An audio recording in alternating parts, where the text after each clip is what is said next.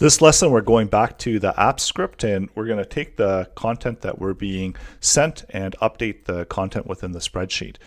So this is information coming from the client side, from the web application. We're getting a couple values within the data. So we've got result down and row 3, and that's the information that's being sent in, and we're retrieving that back. So we're going to simulate that same JSON data being sent in and create a little mini test application before we set it live. And this application is going to be updating the content of the spreadsheet. So we'll just call it test 1. And we need to set the data information that we're going to be updating. And this is going to be simulating the data that's coming in from the eParameter data. So just give it a name of data. And this can be just a data object. So we've got the result down and the row number 3. So the row number 3 we can use in order to get the spreadsheet. So let's select the spreadsheet. We've got the ID here, and we're going to condense this one row into get the sheet information as well. So get sheet by name, and the sheet that we want to get back is going to be data. And so let's update this to be sheet. And we want to use the contents from the data that came in, and we're simulating this again before we push it live. So we're getting the sheet information, and the column that we want to update is dependent on what the value of result is. So we can log out the content of data just to make sure that it's being output properly within an object format.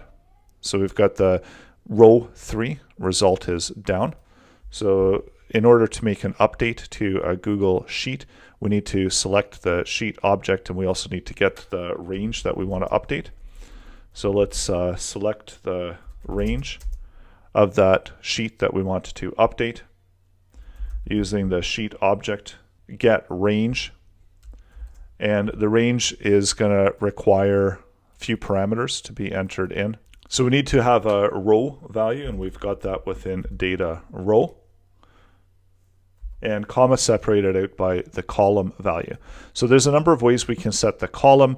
We can just check to see if the value of the result is up, and if it's not up, then it's going to be down, and that's where we can specify the column. So let's set up the column that way. So const and get the column value. So using a ternary operator, we're going to check the data result, and if it is equal to down, then we know that we're going to be using column number 3, and if it's up, then we're going to be using column number 4. So then this value is 3, or it's going to be 4. So row and column. And to clean this up, we can also just specify the row value here and use the row and the column value within the range. And within the log, let's do the range and get values that are currently contained within the range. So we'll output that information into the log. Let's run the test. So we've got a value of 1. Let me update this to something that's going to be more distinct.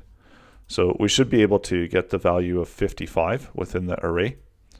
If we do the get values, or just get the one value because we're only looking at one value, that's going to return back the value of 55. And this is the one that we want to update. So let's just double check and make sure that we're updating on row number 3 and the result for down. And actually this is incorrect because we're updating and selecting it for up. So it actually should be, if it's up, then it's going to be 3, otherwise it's going to be 4. So let's run that one more time and just make sure, and we should have a value of 1 again. So everything looks good. We're able to get the range, and that means that we're also able to set the range. So we've got the range, we've got the value, and let's update that value. So take the value and set it into a variable called val. And then take val, and depending on if it's up or down, we're going to increment it or decrease it. So if, and we can use the result here once again, that the condition. If it's up, So we're always incrementing the value. So we're just going to take val and increment it by 1. Also want to make sure that it is a number, not a string. So that's why we're getting that underline there. So make sure that you're forcing it into a number value, as by default it's coming in as a string. So make sure it is a number before we try to increase it. Otherwise you're going to just concatenate numbers together. And now what we need to do is we've got the range, we get the value, and we can use the range and we can set the value. So let's set value, and the value that we want to set for it is going to be the value of val. So now when we run it, we should increment it by 1, which it did. Let's run it one more time. So we increment it by 1.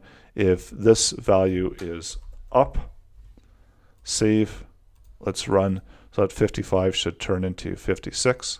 So it did 56. So it is working, and that means that we're ready to send that data over and make the update. So we can update sheet and just pick up the data object and make the update that way, and update sheet with whatever we've got for the e-parameter data. And now we should be updating the sheet content coming from the web app. So let's do a quick run through. We're creating a test application where we're using some testing data just to make sure that everything was working properly. Once we got the result that we wanted, we need to select the sheet that we want to update. And using the sheet that we want to update, we got the result value. And if it's up, then we're using column number 3. Otherwise, we're using column number 4 as the column. We've got the row from the data that came in, and that's coming again from the web application. We need to select a range that we want to manipulate from the spreadsheet. And it's just going to be that one value. So we can get the value and just get the cell value. And we increment the cell value. And then finally, we're setting the cell value, and we can also do a return of the value. And that way we can use that new value, and we can just make sure that it was updated.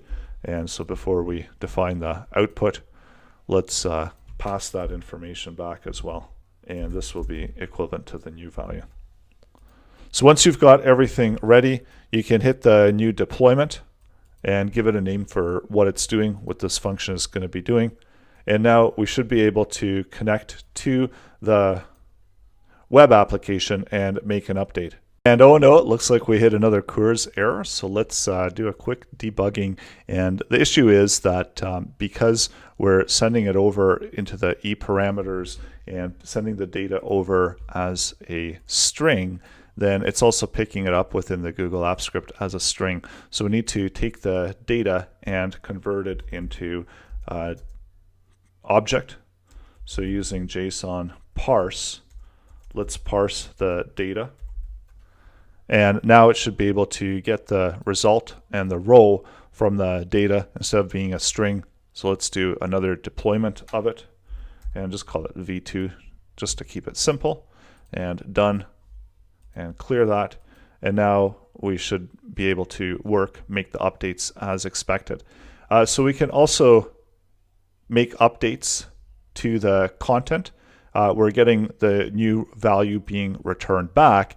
So that should allow us to update the web page code so that we don't have to do a refresh and a rebuilding of all of the content and get that blank in the middle there. So whenever that gets clicked, then it is updating the value, but we only want it to reload the value of the current button that invoked the event. So that's coming up next. We're going to make it work better, so do some debugging.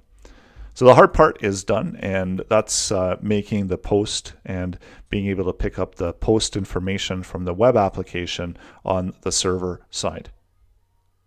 And if you do run into the CORS errors and the CORS issues, create some smaller functions, do some debugging, and just to make sure that things are working as expected before you redeploy it.